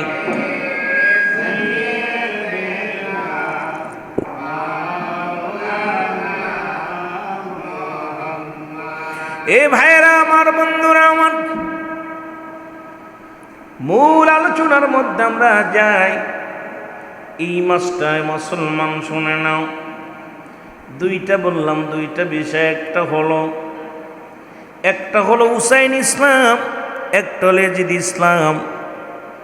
যখন পৃথিবীর মধ্যে রাসূল আকরাম সাল্লাল্লাহু আলাইহি ওয়াসাল্লাম ঘোষণা করে গেলেন, এই পৃথিবীর মধ্যে আমি যখন থাকব না, আমার পরে ইমামতির দায়িত্ব, কারণ এই জামে নামাজের মধ্যে, এই মেম্বারের মধ্যে আমার নাতি হাসান হুসাইন, এই বাংলাদেশ নয় গোটা পৃথিবীর মধ্যে মুসলিম মিল্লাতের ইমাম হিসেবে গণ্য হবে। গোটা জাতিকে আমি নবীর আলোচনা, আমি নবীর কথাগুলো শোনাইবে। এই ঘোষণাটা কার? জোরে বলেন, ঘোষণাটা কার? রহমতের নবী রাহমাতাল লিল আলামিনের। মারহাবা বলেন না? কার? রাসূল নিজে বলে গেলেন। নবীজি বলেন, আমার ওফাতের 30 বছর পরে যেহেতু উপযুক্ত হয়ে যাবে লম্বা আলোচনা, বিস্তারিত বলতে গেলে সময় লাগবে, সংক্ষিপ্ত আকারে কিছু কথা বলি, তারপরে মূল আলোচনার মধ্যে আমরা ঢুকব। উনি বলে গেলেন, আমার নবীজি বলে গেলেন, 30টা বছর পার হবে, তারপরে আসবে। এই চেয়ারে বসবে কে? জোরে বলেন, কে বসবে? যেমন আমার আগে ছিল যে বক্তা, উনি সময় তার আগে এক বক্তা, তার আগে এক বক্তা, এরকম সময় রসুল বললেন আমার ওফাতের পরে এই মুসলিম মিল্লাতের নেতৃত্ব দিবে, ইমাম হিসেবে নেতৃত্ব দিবে আমার কলিজার টুকরা হাসান হুসাইন। জোরে জোরে চিল্লায় বলেন মারহাবা। হাসান হুসাইন জান্নাতের দুটি ফুটন্ত গোলাপ, আল হাসান আল হুসাইন। এই দুইটা যুবকদের সর্দার। ও যুবক বন্ধুরা শুনে নাও, আজকে যুবকের সংখ্যা কম। এই দুজনই হলো জান্নাতি দুটি ফুটন্ত গোলাপ, যারা হাসান হুসাইনকে ভালোবাসবে। রসুল তো নিজেই বলে গিয়েছেন আমি নবী, তারে ভালোবাসা আমাকে ভালোবাসা হবে। সুতরাং সেই হুসাইনি মহব্বত অন্তরে ধারণ করার দরকার আছে কিনা বন্ধুগণ আমার? কিন্তু রসুল পাক সাল্লাল্লাহু আলাইহি সাল্লামের ওফাতের পরে শুধু 4 খলিফা শেষ দুনিয়া থেকে বিদায় নিয়ে গেলেন। আসলো কোথায়? আমিরে মুয়াবিয়ার জামানা। মুসলমান খুব লক্ষ্য করে শুনবেন। 4 খলিফা বিদায় নিলেন, মা ফাতেমা বিদায় নিলেন। আমার যুবক বন্ধুরা আমার, শেরে খোদা হযরত আলী রাদিয়াল্লাহু তাআলা আনহু উনিও বিদায় নিলেন। এক কথায় উনিও 4 খলিফার মধ্যে 4র্থ খলিফা। যখন রসুলের পরে 4 জন বিদায় হয়ে গেল, আসলো আমিরে মুয়াবিয়া। ও মুসলমান শুনে নাও, এই শাসন ক্ষমতার ভার নিলেন হযরত আমিরে মুয়াবিয়া। জোরে জোরে চিল্লায়া বলা যাবেন আল্লাহু আকবার। দায়িত্ব নিলেন কে? আমিরে। আমলি সরকার চলে গেল, আসলো ইনুস সরকার। ইনুস সরকার চলে যাওয়ার পর আসলো এখন আবার নির্বাচিত সরকার। এই রকম যখন আসলো, কে আসলো? মুসলমান গভীর মনোযোগ। আমিরে মুয়াবিয়া যখন ক্ষমতা আসলেন, তার আর একটা সন্তান, তিনি হলো মাস্টার এজিদ। নাম কি? এজিদ। ওনার কল্পনা, ওনার জল্পনার মধ্যে ক্ষমতা লোভ। এ মুসলমান, এত ক্ষমতার লোভ।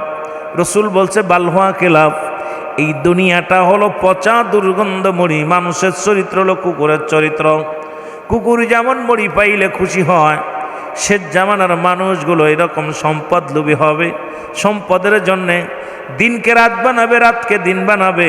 তার প্রমাণ এখন বিশ্বের আনাচে কানাচে দেখতে পারছেন। শুধু ভারতে নয়, বাংলাদেশেও শুরু হয়ে গেছে। কারণ এখন যার মুল্লুক তার, এই মগের মুল্লুক যেন বাংলাদেশটাও করে নিতেছে। জবরদস্তি যারা গায়ে বল আছে, যাদের ক্ষমতা আছে, তারাই তো ক্ষমতা খাটায়া পৃথিবীর মধ্যে চলতে চায়। জোরে জোরে চিল্লায় বলেন ঠিক কিনা? রসুল জেনে বালহুয়া খেলাফ, এই দুনিয়াটা হলো পচা দুর্গন্ধ মরি। মানুষের চরিত্র হলো কুকুরের চরিত্র। কুকুর যেমন মরি পাইলে খুশি হয়, শীত যেমন আর মানুষগুলো সম্পদ পাইলে খুশি হবে। সে যে কায়দা আসুক, সুদের কারবার হোক আর ঘুষে আসুক আর জিনা ব্যভিচার যেভাবে আসুক না কেন, সম্পদের দরকার, অর্থের দরকার। এই মানুষগুলোর ভিতরে এত লোভ। সেই লোভী মানুষের মধ্যে সবচাইতে জঘন্যতম, পৃথিবীর মধ্যে নগণ্যতম, পৃথিবীর মধ্যে সবচাইতে নিষ্ঠুর, সবচাইতে লালসিত, সবচাইতে মুসলমান কাট্টা ইবলিস, যার নাম হলো মুসলমান এজিদ। নাম কি? এজিদ। উনি চিন্তা করলেন বাবার এন্তেকালের পরে, বাবার পরে তো চেয়ারটা আমার, যেহেতু আমি উত্তরাধিকার, কারণ এই ওয়ারেস সূত্রে জমি জমা যা পাবো সবই তো আমার, কিন্তু আমি আমার বাবার ওয়ারেস, এই ক্ষমতার আমি হব। কিন্তু আমিরে মুয়াবিয়া বারবার বুঝাইছে, বাবা আমার রসুল বলে গেছেন, কারণ এই চেয়ারের মধ্যে তুমিও না আর কেউ নয়, কারণ এই চেয়ারের একমাত্র যোগ্য ব্যক্তি হলো হাসান রাদিয়াল্লাহু তাআলা, হযরত হুসাইন রাদিয়াল্লাহু তাআলা। কারণ আমার নবীর মুখের জবানের কথা মিথ্যা হতে পারে না। 30টা বছর পার হয়ে গেল, সুতরাং এখনই আসবে আমিরে মুয়াবিয়া বলতেছেন, এখনই এই চেয়ারের মধ্যে বসবে আল হাসান আল হুসাইন। জোরে জোরে চিল্লায় বলেন না আমিন। কিন্তু মুসলমান ক্ষমতা পেয়ে গেলেন কে? এজিদ পেয়ে গেলেন কে? এজিদ পেয়ে গেলেন। ক্ষমতায় পেয়ে দাম্ভিকতা অহংকার ভিতরে এমন ভাবে শুরু হয়ে গেল, চিঠি লিখলেন ইমাম বরাবর হুসাইন রাদিয়াল্লাহু তাআলাকে একটা চিঠি লিখলেন, তোমরা যারা আছো তোমাদের দল বল নিয়ে আমাকে সিজদা করো, আমার অনুগত্য করো। যেমন আমার দেশে চৈতালি রায় না কিরা যেন আমাদের বাংলাদেশে এক মুসলমান এক মহিলা, তিনি বলতেছেন আমাদেরকে আলাদা প্রদেশ বানিয়ে দাও। কত বড় হ্যাডাম, যে দেশে 95% মুসলমান, সেই মুসলমানের রাজ্যে দাঁড়ায়া কেমনে এত বড় সাহস এত বড় কলিজা পায় যে ওনাদেরকে আলাদা প্রদেশ বানিয়ে দাও। ওনরা কি করেন, একটা মারবো আমরা, দুইটা মারলে ওরা একটা মারবে। এই যদি হয় আজকে একজন অমুসলিমের 95% মুসলিম রাষ্ট্রের মধ্যে দাঁড়ায় একটা আবর্জনা যদি মুসলমানদের কিভাবে কটুত্তবে কথা বলতে পারে, আমরা এখনো বেঁচে আছি কি নিয়ে? আমাদের মতো কাপুরুষ, আমাদের মতো হিজলা, আমাদের মতো মুসলমান সারা পৃথিবীর মধ্যে কেমনে ইসলাম প্রচার করবে? ওই হুসাইনের যুগ যদি হতো মুসলমান, ওই হযরতে বেলালের যুগ যদি হতো, রাসূল পাক সাল্লাল্লাহু আলাইহি সাল্লামের সাহাবীর যুগ যদি হতো, আমার মন বলে বাংলাদেশে এই 95 জন নয়, একজন মুসলমানও টিকে থাকা বড় কষ্টকর হয়ে যেত। জোরে জোরে বলেন ঠিক কি না? চিন্তা করছেন আপনারা? আল্লামাকে বাংলাদেশের অনেক জায়গা ঘুরিয়েছে, ভারতের মধ্যে আল্লাহ ঘুরাইছে, অনেকবার ঘুরাইছে। যে দেশে মুসলমানেরা ঠিক মতো আযান দিতে পারে না, যে দেশে মসজিদগুলো ভেঙে দেওয়া হয়, সেখানে কোনো সনাতন ধর্মদের যারা আছে তাদের মাথা ব্যথা নাই। অথচ মুসলমান, শুনে নাও, বাংলাদেশের মুসলমানরা তোদেরকে যেমন বুকের ভিতরে রাখে, তোদের কলিজার মধ্যে রাখে, তোদেরকে যত ভালোবাসে, আমার মন বলে পৃথিবীর মধ্যে অমুসলিমদেরকে এত ভালো কোনো রাষ্ট্রে বাসে না। তারপরও মুসলমানদেরকে উগ্রবাদী বলো, মুসলমানদের জঙ্গলিবাদী বলো, মুসলমানদের সন্ত্রাস বলো, তোমাদের এই এত বড় হ্যাডাম দেখে এত বড় কথা শোনা পর আমাদের পায়ের তল থেকে মাটিগুলো সরে যেতেছে। কারণ এখনো প্রশাসন যদি এই ভারতের এজেন্ট দালালদেরকে ধরে যদি এখনো বিচার না করে, আমার মন বলে এ মুসলমান এই সমস্ত মানুষগুলো আর একটা কারবালা বাংলাদেশের মধ্যে ঘটিয়ে দেবে। জোরে জোরে চিল্লায় বলেন ঠিক কিনা? বাংলাদেশে ওরা চাচ্ছে রক্তপাত হোক। একেতে মুহররম মাস, আমি মাসটা আসা পর এই মাসে আপনার কিয়ামত হবে। এই কারবালা আপনার কি মাসে? মহার আশুরা মাসে এই কারবালা কি হবে? কিয়ামত হয়ে যাবে, দুনিয়াটা শেষ হয়ে যাবে। তবে এর মধ্যে একটা কারণ আমি বুঝলাম, সেটা হলো যে রাসূল পাক সাল্লাল্লাহু আলাইহি সাল্লাম বলছেন যে কিয়ামতের আগে কাশ্মীর মুসলমানদের দখলে আসবে। চারিদিকে যে অবস্থা দেখতেছি তা আমার মনে হচ্ছে কিয়ামতের লক্ষণ, কিয়ামতের আর বেশি দূরে নাই। যে রাসূল নিজে বলে গেছেন যে কিয়ামতের আগে কাশ্মীর মুসলমানদের দখলে আসবে। তো মুসলমানরা নির্যাতিত নিপীড়িত। আজকে দেখলাম মুসলমানদের ঘর বাড়িতে পুড়িয়ে দিচ্ছে। আজকে দেখলাম মুসলমানদেরকে তারা কি করতেছে, জয় শ্রীরাম জয় শ্রীরাম আপনার মুখ দিয়ে বলাইতেছে। দাড়িওয়ালা মসজিদ থেকে নামাজ শেষ করে বাইর হয়েছে, ইমাম সাহেবকে জোরপূর্বক এই উগ্রবাদীরা জয় শ্রীরাম বলাচ্ছে। কিন্তু আমার বাংলাদেশে আমার মন বলে না, আমার মন বলে না কোনো মুসলমান কোনো হিন্দুকে জোর করে কালেমা পড়াইছে। শুনছেন নি কেউ? শুনছেন? খুব কষ্ট হয় ভাই এই কথাগুলো, যদিও ওদিকে আমার প্রসঙ্গ না, তারপরেও কষ্টের কথা কিছু বলতে হয়। যেহেতু মুহররম মাস, আমার যুবক ভাইয়েরা উঠতে হবে, যুব সমাজও জাগতে পারে। জাগলে দেখবেন সমাজ থেকে সমস্ত অবক্ষয় দূর হয়ে যাবে। আমার ভাইয়েরা, আমার বন্ধুরা, আমার খুব গভীর মনোযোগ। এজিদ চিঠি লিখলেন, যত হুসাইনের পক্ষে যারা আছো সবাই তোমরা আমাকে পায়ে ধরবা, আমাকে সেলট দিবা, আমার কাছে অনুগত হবা, আমার বায়াত গ্রহণ করবা, আমাকে ইমাম বলে মেনে নিবা। যখন লেখলেন, কিন্তু রসুলের কিছু প্রেমিকেরা আছে, হুসাইনের যারা প্রেমিক আছে, তারা বলতে লাগলো জীবন দেয়া দিব তবু ওই বদমাইশ, ওই ঘুষখোর, ওই নিশাখোর, যিনি মদ খান, মদ পান করেন, নারী পান করেন, এত বড় ভয়ঙ্কর নিষ্ঠুর যার আমাদের দেশের যে সমস্ত উলামা ইকরামদের জবান দিয়ে যার প্রশংসা বাইর হয়, আমি মনে করি তারাও ওদের বংশধর। জোরে জোরে চিল্লায় বলা যাবে না, ঠিক কি না? এজিদ ছিল এক নাম্বারে, ছিল সে নিশাগ্রস্ত, মদ পান করত। দুই নাম্বার নতুন নতুন নারী, নতুন নতুন যেটা একবার ভোগ করতা দ্বিতীয়বাসীরা না, অন্য নারীর প্রতি আসক্ত ছিল। এত বড় নিকৃষ্ট জানোয়ার, তার প্রশংসা করে চেয়ারে বয়া মসজিদের, তাহলে বোঝা গেল ওই সমস্ত বলৎকারেরাও ওদের চাইতে কোনো অংশে কমানা। জোরে বলেন ঠিক কিনা? রাগ করতেছেন আপনারা? এই বদমাইশটার প্রশংসা করে যারা, মনে করবেন কোন অংশে তারা কমা নয়, ওদের দোসর, ওদের দালাল। এই দালালগুলো বাংলাদেশটাকে আবার কার মুসলমান, ওই কারবালার একটা ইতিহাস আমাদেরকে স্মরণ করতে হবে। ওরা চায় আবার দ্বিতীয় কারবালা হোক বাংলাদেশে। আমার ভাইয়েরা শুনে রাখো, আমরা হুসাইনি প্রেমিক, আমরা হাসান হুসাইনকে ভালোবাসি, আলে বায়াতকে ভালোবাসি, জীবন দিয়া দিব আলে বায়াতের জন্য, তবু মাথা নত করব না। জোরে জোরে চিল্লায় বলেন ঠিক কি না? আই হুসাইন আয় রে হাসান, কান্দে বাংলার মুমিনগণ, বলো আয় হুসাইন আয় রে হাসান, কান্দে বাংলার সুন্নিগণ। জোরে বলো আয় হুসাইন আয় রে হাসান, কান্দে বাংলার মস। বহু দূরে আসেন আপনি,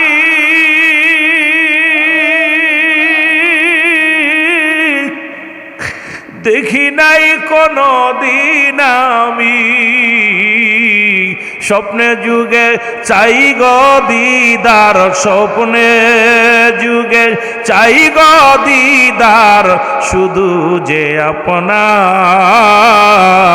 আয় হোসাইন আয় রে হাসান, কান্দে বাংলার সুন্নিগণ। আয় হোসাইন আয় রে হাসান, কান্দে বাংলার সুন্নিগণ। এ ভাইরা আমার, বন্ধুরা আমার, এজিদ কিন্তু সারা পাত্র না, হুসাইন কিন্তু নথ মানা পাত্র নয়। সুবহানাল্লাহ বলেন না? হুসাইন অনুসারী যারা ছিলেন তারা হুসাইনকে বললেন, হুসাইন, হাসান হুসাইন শোনো, আমরা মরতে রাজি, জীবন দিতে রাজি, তবু এজিদের অনুসরণ করা আমাদের দ্বারাই সম্ভব না। এজিদকে দিদের বায়াত আমরা গ্রহণ করতে পারবো না। এজিদ মুসলমান ক্ষিপ্ত হয়ে গেলেন, চিন্তা করলেন ওনার আর বুঝতে বাকি নাই, আমার শত্রু অন্য কেউ নয়, আমার শত্রু আর কেউ নয়, আমার শত্রু এখন একমাত্র রসুলের নাতি হাসান হুসাইন। এই দুজনকে যদি দুনিয়া থেকে সরিয়ে দেয়া যায়, তাহলে আমি এজিদ চিরতরে ক্ষমতায় বসে থাকতে পারবো। এই চেয়ারে আর কেউ নড়া দিব না। এই চেয়ার আমার, যতদিন আমি চাইব ততদিন এই চেয়ারের মধ্যে বসে থাকতে পারবো। কারণ এই মক্কা মদিনা, গোটা পৃথিবীর মধ্যে আমার শত্রু এখন দুজন, তারা হলো আল হাসান আল হুসাইন। উনি চিন্তা করলো, এই দুইটারে যদি শেষ না করতে পারি, আমার গদি টিকে রাখতে পারবো না। হাত করা শুরু করলো মুসলমানদের, মুনাফিক মুসলমান। এক নাম্বার হলো দেলি মুসলমান, দুই নাম্বার মালি মুসলমান, তিন নাম্বার রেশমি মুসলমান, আর এক নাম্বার মুসলমান ছিল মুনাফিক মুসলমান। পৃথিবীর মধ্যেই মুনাফিক মুসলমানেরা পৃথিবীর সবচাইতে বড় ক্ষতি করছে। আমার বাজানেরা, অমুসলিমেরা যত বড় ক্ষতি না করছে, মুনাফিক নাম্বার মুসলমান সবচাইতে ইসলামের 12টা বাজিয়েছে যারা বড় ক্ষতি করছে। এই মুনাফিক মুসলমান এখন দেখবেন মুখে একটা বলে অন্তরে একটা করে, তাদের চলাচলতি, তাদের বলে একটা করে একটা, দেখা একটা করে আর মুসলমান করে আর একটা। এই হলো তাদের চরিত্র। তারা মসজিদ চেনে না, মন্দির চেনে না, তারা দুই জায়গায় থাকতে চায়। যেমন আমার দেশের কিছু নেতা বলে মসজিদও যা, রোজাও যা, পূজাও তাই। আমার দেশে অসংখ্য বড় বড় ইসলামের বড় বড় নেতাও আছে, তাদের জবান দিয়ে বলে পূজাও যা, রোজাও তাই। মুসলমান হিন্দু ধর্ম, হিন্দুরাও যা পালন করে, মন্দিরে যায়, আমরা মসজিদে যাই, ওরা উপাসনা করে, আমরা উপাসনা করি। এরা যারা ওদের সঙ্গে মেশাল দিতে যায়, ওরা যারা ওদের সঙ্গে মিশ্রিত হতে চায়, মনে করবে এরা ওদের চাইতে কোনো অংশে কম নয়। পৃথিবীর মধ্যে সবচেয়ে ইসলামের বড় শত্রু এরা, জোরে জোরে চিল্লায়া বলা যাবে না, ঠিক কি না? এরা ইসলামের বড় নেতা, দাড়ি টুপি জুব্বা ফাগরি সব আছে, কিন্তু এরা ওদের সাথে মিশাইয়া দিতেছে। আহা, আমার ভাইরা আমার, গভীর মনোযোগ। কেমনে মারা যায়, ষড়যন্ত্র শুরু হয়ে গেল। আমি আগেই বলেছি, লম্বা আলোচনা আপনারা আমার চাইতে অনেকেই জানেন, অনেকে কিস্তা কাহিনী শুনেছেন। এত আলোচনা করতে গেলে সময় লাগবে। ছোট্টাকে বললেন, পুন্ডা আমার একটু উপকার করে দিবা। উপকারটা হলো, হাসান তো এখন ক্ষমতায় বসতে চায়, মুসলিম মিল্লাতে সবাই মিলে তারে বসতে দিতে চায়, কিন্তু উনি যদি ক্ষমতায় যায় তাহলে আমার নেতৃত্ব শেষ। এই চেয়ার যদি চলে যায় বাঁচার সম্ভব নয়। যে কোনো মূল্যে, যে কোনো কৌশলে আমার চেয়ারের প্রয়োজন। তোমরা যেমনি পারো আমার চেয়ার ঠেকাইতে হবে। তোমাকে আমি মোটা অঙ্ক দিব, মোটা টাকা দিব, সম্পদ দিব, বকশিস দিব। তুমি যে কোনো মূল্যে হাসানকে হত্যা করার প্ল্যানটা করে দাও। আমার বাবারা আমার হাসান রাদিয়াল্লাহু তাআলাকে মারার যুক্তি করতে যাইয়া মহিলাটা বললে, এটা কোনো ব্যাপার না, আমি দুনিয়া থেকে তাকে সরাইয়া দিব, বিনিময় আমাকে কিছু হাদিয়া দাও। লোভ মানুষের ভিতরে এত পরিমাণ, সে লোভে পড়লেন। এই মহিলা উনি কি করলেন, আয়া হাসান রাদিয়াল্লাহু তাআলা ছিল 4 জন বিবি। কয়জন বিবি? 4 জন বিবি। এই 4 জন বিবির মধ্যে উনি একজনকে পটাই ফেললেন। পটাই ফেলছে যে কোনো, যে তোমার 4 জন, তোমার সতীন 3টা, এই 303 নিয়ে কামরা কামড়ির দরকার নাই, তুমি একটা কাজ করো। কাজ করলে এজিদ হবে দেশের প্রেসিডেন্ট হয়ে গেছে, উনি তোমাকে বিয়ে করতে চায়, প্রস্তাব দিচ্ছে। প্রস্তাব অসংখ্য নারী আমার দেশে দেখেন, এখন স্বামী বিদেশে কত কষ্ট করতেছে, স্বামীর সংসার পেলে থুয়ে লোভে পইরা অনেক মেয়েরা হাত ধরে আরেকজনের সাথে চলে যাচ্ছে। যেটা বলেন ঠিক কিনা? লোভে পইরা চলে যাচ্ছে। ওনারা এমন লোভ দেখালেন, লোভে পড়ে গেলেন মেয়েটা। হাসান রাদিয়াল্লাহু তাআলা বিবি লোভে পড়ে গেলেন। এরপরে ওনাকে, যে আপনারা অনেকেই জানেন, শুনছেন, আমি আগেই বলেছি যে অনেক কাহিনী আপনারা জানেন। এরপরে উনি লোভে পড়ার পর তাকে কি করলেন, উনি ওনাকে খাওয়াইলেন কি, শরবতের সঙ্গে বিষ পান করাইলেন। আল্লাহু আকবার বলেন না। শরবতের সঙ্গে যখন বিষ পান করলেন, করার পর, ও যুবক শোনো, হাসান রাদিয়াল্লাহু তাআলা যখন বিষ পান করলেন, বুকের ভিতরে যন্ত্রণা বেড়ে গেল। একটা জোরের চিৎকার মেরে বলে, আমার ভাই কোথায় রে হুসাইন, আয় আয় হুসাইন। হুসাইন রাদিয়াল্লাহু তাআলা ডাকটা শুনে চলে আসলেন। চিরবিদায় দাও হে ও ভাই হোসেন রে, ডাকিতেছে নানাজি আমার, বলো ডাকিতেছে নানাজি আমার, বলো চিরবিদায় দাও হে ও ভাই হোসেন রে, ডাকিতেছে নানাজি আমার, বলো ডাকিতেছে ও ভাই হোসেন রে,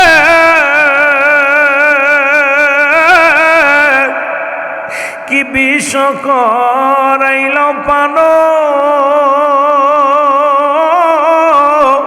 খুলি যায় আর মানে না, বিষের জ্বালা সইতে পারি না, ও ভাই হোসেন রে, ডাকিতেছে নানাজি আমার বল ডাকিতেছে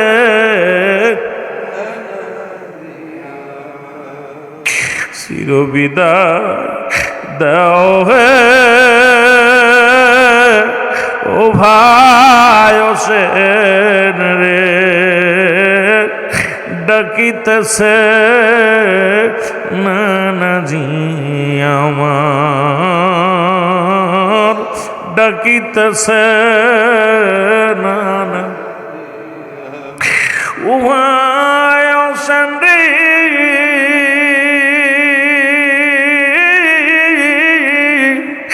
বলেছিল মোর নানাজি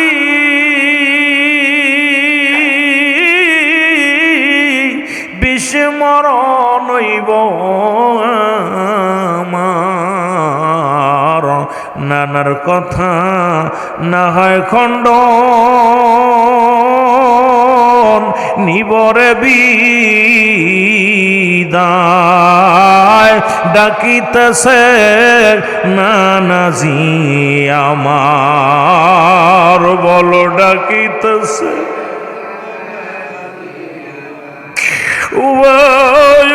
রে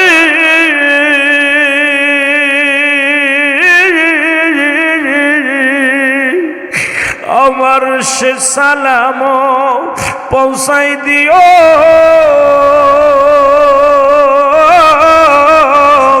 নানাজি আছেন জিথায় মোর সালামের জবাব জনপায় ও ভাই হোসেন রে ডাকিতেছে নানাজি আমার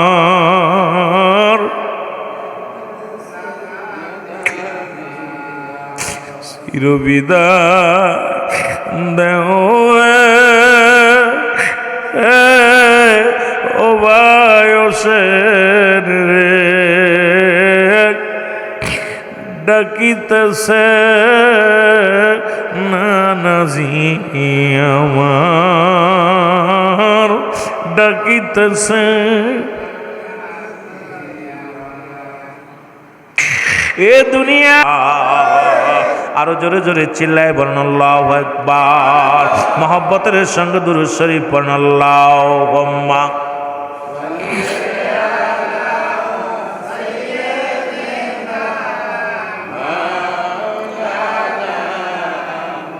ওয়ালা আলি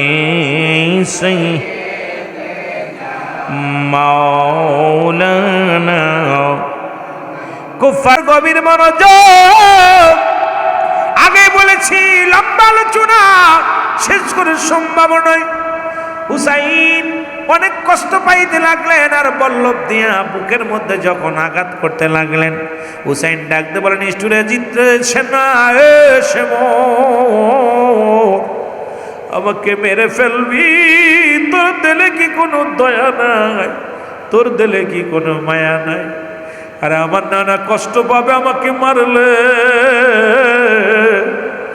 আমারে মারিস না আমারে মারলে কষ্ট পায় আমার নানা আমার বাবা আমার মা নিষ্ঠুরে জিতেরা রে আমারে মারিস না কিন্তু সে মরে দিলে কোনো দয়া হলো না মায়া হলো না হোসাইন ডাকতে বলে নিষ্ঠুর রে তোর দিলে কোনো দয়া নাই মায়া নাই আরে আমার এই গলা কাটবে না ওই অলকমের মধ্যে আমার নানুজির চুমা দিছে আমার অলকমের উপর দিয়া পোস্ট লাগায়া দে তখন নিষ্ঠুর সেমর কি করলেন অলকমের উপর দিয়া পোস্ট লাগায়া দিলেন সঙ্গে সঙ্গে হুসাইন রাদিয়াল্লাহু তাআলার মুসলমান মাথাটা গর্দান থেকে আলাদা হয়ে গেল জোরে জোরে চিল্লায়া বলা যাবেন আল্লাহু আকবার এর রক্তে লাল লাল হইল কারবালার ময়দান বলো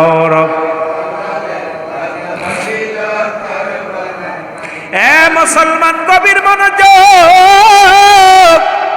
শুধু মেরে ক্ষান্ত হয় নাই হুসাইনের মাথাটা কি করলেন এই জমিনের মধ্যে তার মুখের মধ্যে থুতু নিক্ষেপ করলেন তরবারির উপরে উঠাইয়া থুতু নিক্ষেপ করলেন হুসাইনের পণ্যের কাপড়টা খুলে ফেললেন।